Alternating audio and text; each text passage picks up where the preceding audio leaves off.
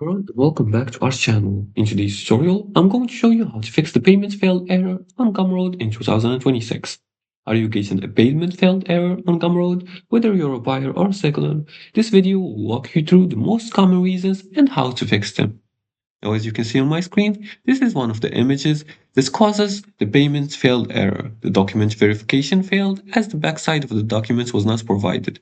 So if you're having corrupted documents input, you're gonna have this problem. Now to fix this issue, for buyers, the first fix is to check the card details. You're gonna check the card details such as correct number, expiration date, and the CVV and make sure they're all correct. Once you do that, you're gonna check the available funds also. Make sure you have enough balance so you can proceed with the payments. That means enough balance for the payments and enough money for that transaction. You can also try to contact your bank. Some banks block online or international payments automatically. So try them and try looking for them. You can also try another payment method. No, you can use another card or supported item payment option if the others don't work. You can do that by clicking on your profile icon or you go to settings.